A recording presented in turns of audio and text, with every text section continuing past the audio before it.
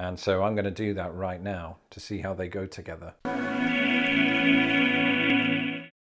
Hello, I'm Lawrence and I'm on a quest to uncover all of the memos that Britain and America lost in the pond, and one of those memos pertains to food. Of course, America is chock full of food that I'd never heard of until I moved here, from Arby's roast beef sandwiches to Twizzlers. But at this time of year, as the winter fast approaches, Americans like to hunker down and turn to their warm and homely foods. Is that a good description? I don't know cooking terms. And one of those items is cornbread. Now, those of you that have seen my channel before will know that these verdict videos usually accompany the person that's making the food, and that's my wife. However, while she did prepare the cornbread today, she's also doing Vlogmas and was so busy that she left me to fend for myself today. So that's what I'm going to do, but I highly recommend subscribing to Old Fashioned AF to keep up with all of my wife's Vlogmas videos. But today on this channel, I'm going to give my verdict on America's cornbread. So join me as I do my worst impression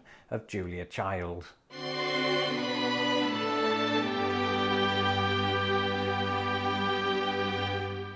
So what is cornbread?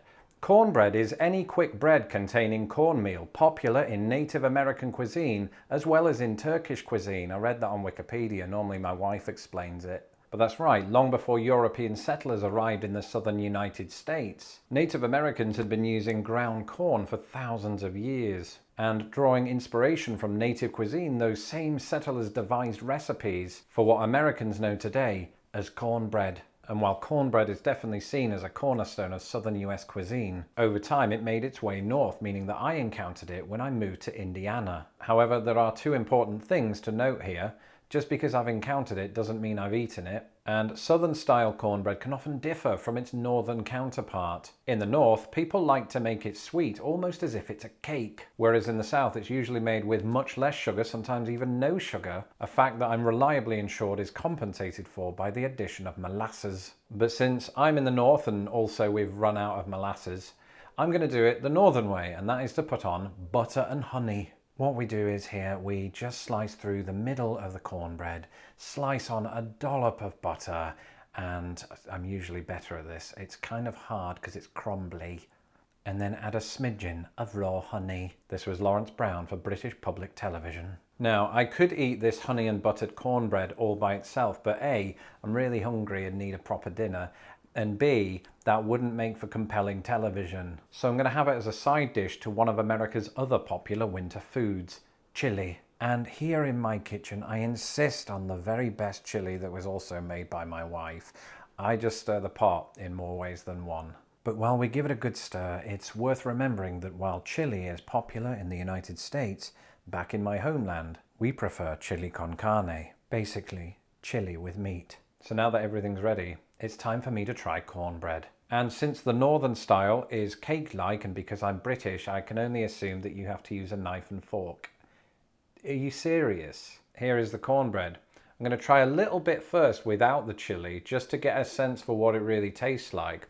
And then afterward, I'm going to try it with the chili. So let's go. It's good. It's not too sweet, actually. It's almost like what you've got here it's almost a hybrid, I suppose, of southern and northern traditions, because I've got the honey and the butter on it, but it's low on sugar. I could definitely see why you would add honey or molasses, because it is quite dry on its own. And this is the person that will happily eat just a slice of bread on its own every day for 4 years. And because of that, I can also see why it would go with chili, particularly this kind of unsweetened version. And it would kind of soak up the chili, I think, a little bit. So I'm going to give it a go. I don't know if it's truly etiquette to dip it into the chili, but you are only young once. And so I'm going to do that right now to see how they go together. Oh, that's good.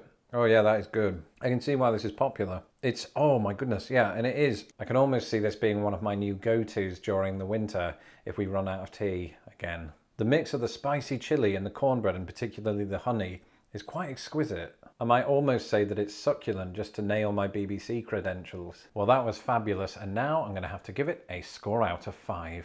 It was certainly warm and by all accounts homey. Therefore, I am going to give this cornbread 5 Lorenzos out of 5.